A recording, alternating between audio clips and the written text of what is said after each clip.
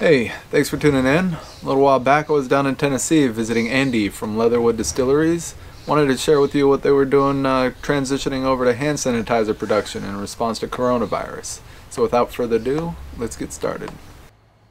So you've been getting a lot of support from the veteran community? Yeah, definitely. The veteran community is the biggest support channel I have in this thing. Yeah. Whether it's marketing through Facebook and Instagram or just word of mouth. Even like now that we're trying to get in this hand sanitizer stuff, you know, I got buddies that they're active duty right now, but nobody's doing anything because they was kind of on lockdown. They'll come up and help me label 200, 300 bottles, you know, for a couple hours. Yeah. Or whatever I need, you know. So it's pretty awesome. Yeah. Yeah. So so why don't you talk about that a little bit? You know, like other businesses around here, you know, around the country, they're shutting down. They're having to lay off people. And you were telling me yesterday that, like, you know, a business down the street had to close up shop. So yeah. Or is it they're not necessarily closing up shop, but they can't keep everybody employed. So right. You brought on a couple of their employees over here. Yeah, so with this crazy need for hand sanitizer, the federal government just released 2 weeks ago, a World Health Organization recipe, basically, for hand sanitizer. Normally, if you'd make hand sanitizer as a distillery, you have to jump through hoops. You have to get your recipe approved, your label approved. You have to use a special kind of, they call it denatured alcohol, but it's denatured with stuff that's not bad for your skin. So it's just not worth it for distilleries. Yeah. But, you know, with all the bars and restaurants being closed down, there's not a whole lot of distribution happening here. So we stopped making whiskey and moonshine. This thing got released, so we jumped on it, and you know, we're not doing better than we were before, but we're kind of, that's replacing what used to happen, you know, our income from the bar and distribution. And there's so much that goes into it. I need lots more help to do it. So yeah, one of my buddies down the road owns the restaurant, and they can only do takeout now. So he doesn't need 6 servers and 2 bartenders. So I called him. I was like, "Hey, you got some good people that I could employ for the next couple months until you open back up?" He was like, "Hell yeah!" So he gave me a couple names of people, and I brought in 2 yesterday. And then once we actually start mixing all our product, probably bringing 2 or 3 more. Right on. It's crazy. It's gonna be a crazy process back here. Yeah. Yeah. And you know, we'll go through it once we start the tour. But yeah, you immediately started tearing stuff down and switching over. Yeah. Once we realized we had a whole week's worth of mash already ready to run through the still last week. So last week we had the still up and running, and we were just finishing off the stuff that we had already started fermenting. So we got all that put in barrels, and we tore everything down back there. We took the still apart. Now the pot for the still is going to become our mixer. We took everything out of our mash room, and we set it up as filling stations, so we can have 4 people in there filling bottles and capping them. We had to retrofit our pumps, put new hoses on them, new fittings, stuff like that. But really, it's all like minimal cost stuff to change over to make this stuff, and you know, in the community here has stepped up too. They know we can't have people in here sitting down, but they also know we have 10 tables outside. So people will come in, they'll just grab a beer and they'll go outside. Yeah. You know, they're taking a to-go cup, go sit outside and you know, whatever.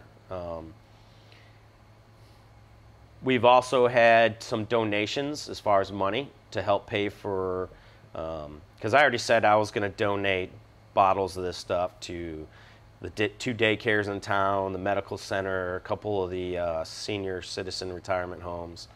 And when people heard that, they started donating money, and I think they're up to about $800 or $900 that people have donated to help me buy bottles and, you know, pay people to keep this thing going.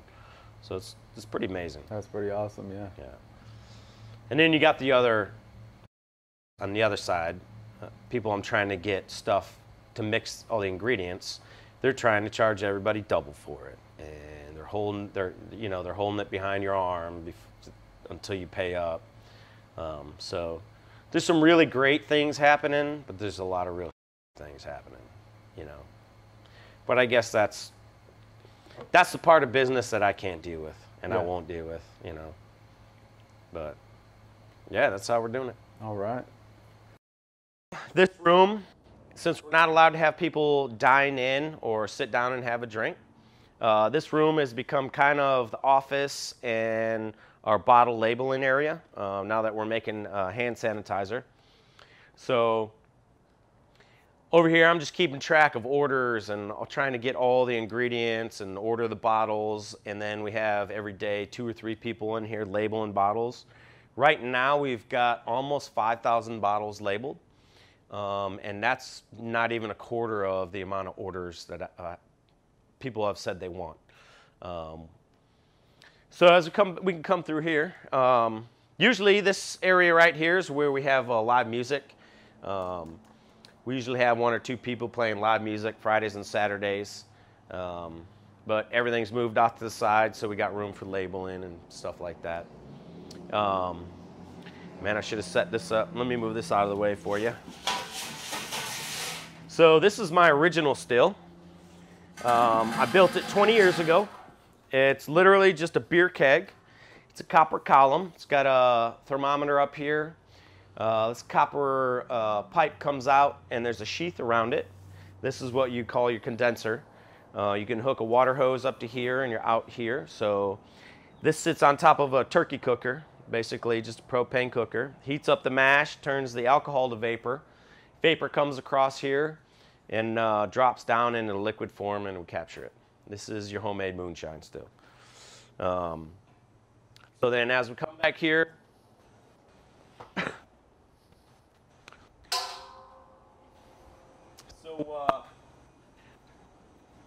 this is the kettle for our still. Normally we would have it set up in this configuration for cooking mash. But seeing how we're making hand sanitizer right now, we're just going to use this as our mixing pot.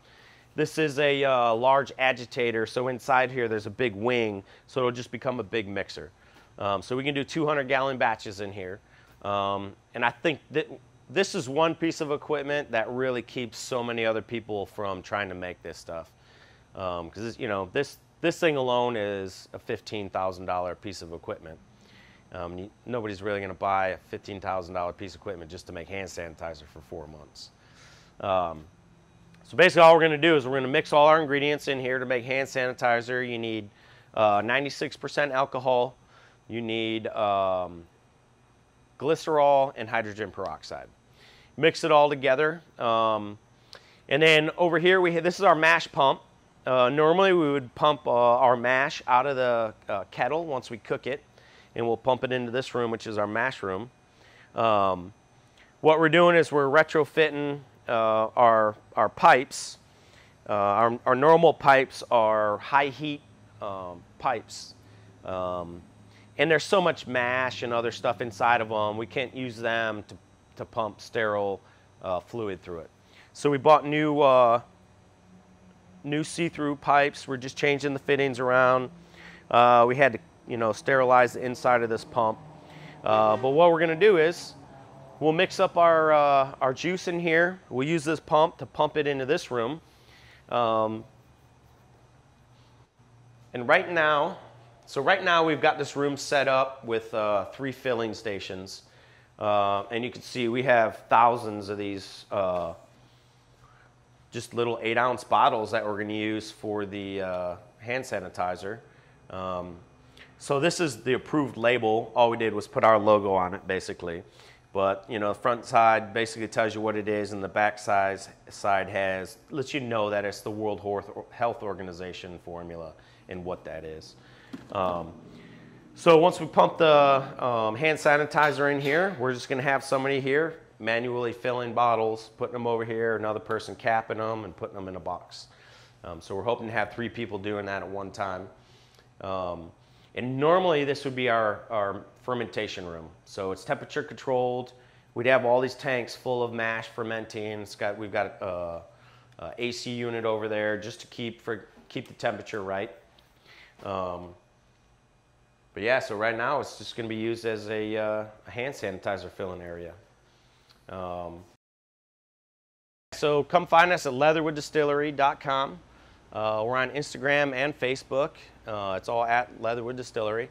We're at 6381 Highway 41A in Pleasant View, Tennessee. Exit 24 off of Highway 24. And that's us. All right. I'll have that all online. Appreciate it. Andy. Awesome, brother. Thanks, Thanks man. a lot. Cheers.